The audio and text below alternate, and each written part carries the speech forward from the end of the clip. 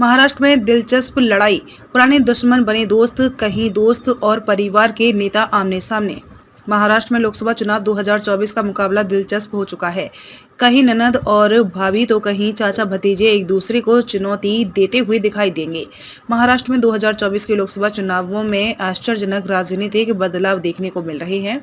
पार्टियों के टूटने और नए गठबंधन बनने के साथ जहां एक समय के सहयोगी प्रतिद्वंदी बन गए हैं और दुश्मन सहयोगी बन गए हैं। इसका उदाहरण नांदेड़ में केंद्रीय मंत्री अमित शाह की रैली में देखने को मिला, जहां पूर्व मुख्यमंत्री अशोक चौहान और बीजेपी उम्मीदवार प्रताप पाटिल चिखलीकर ने मंच साझा किया।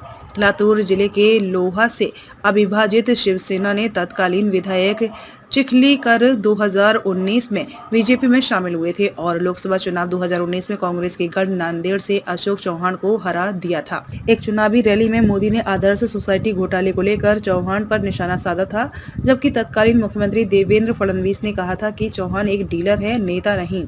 चौहान इस साल फरवरी में बीजेपी में शामिल हुए और राज्यसभा सदस्य बने।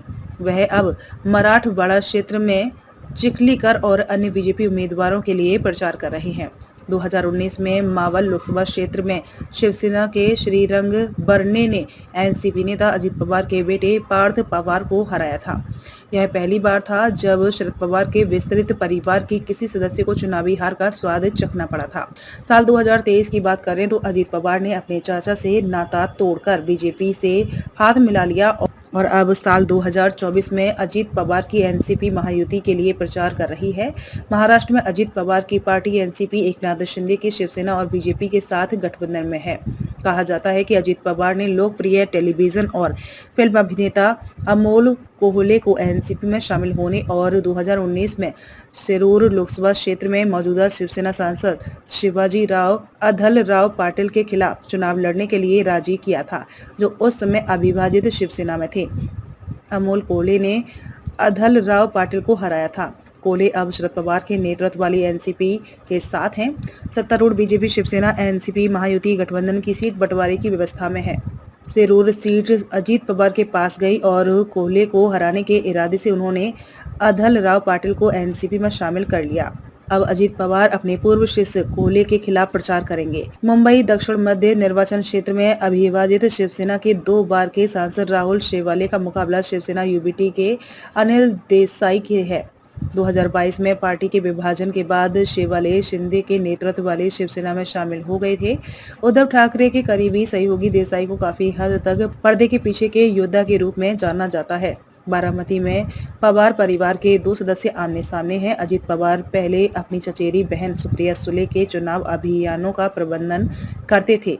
अब उनके नेतृत्व वाली एनसीपी ने 3 बार की सांसद सुप्रिया सुले के खिलाफ उनकी पत्नी सुनेत्रा पवार को मैदान में उतारा है।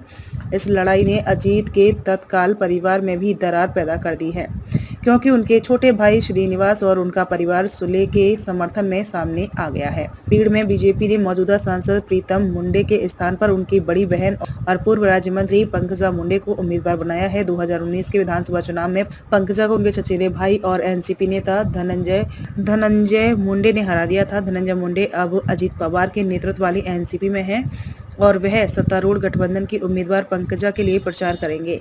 रायगढ़ में एनसीपी के सुनील तटकरे ने 2019 में लंबे समय से शिवसेना सांसद अनंत गीते को मामूली अंतर से हराया था। कांग्रेस ने तब तटकरे का समर्थन किया था, क्योंकि वह शरद पवार की पार्टी के साथ गठबंधन में थी। अब तटकरे अजित पवार के एनसीपी के साथ हैं, जबकि गीते शिवसेना के विभाजन के बाद उद्धव ठाकरे के गुट के साथ रही है और उनके साथ कांग्रेस और एनसीपी शरद चंद्र पवार हैं। वरिष्ठ पत्रकार और राजनीतिक टिप्पणीकार प्रकाश अकोलकर ने पीटीआई भाषा को बताया कि अब चुनाव महाभारत युद्ध में बदल गया है। उन्होंने कहा कि जहां परिवार के सदस्य एक दूसरे से लड़ रहे हैं, वहीं वे पूर्व दुश्मनों की भी मदद कर रहे हैं।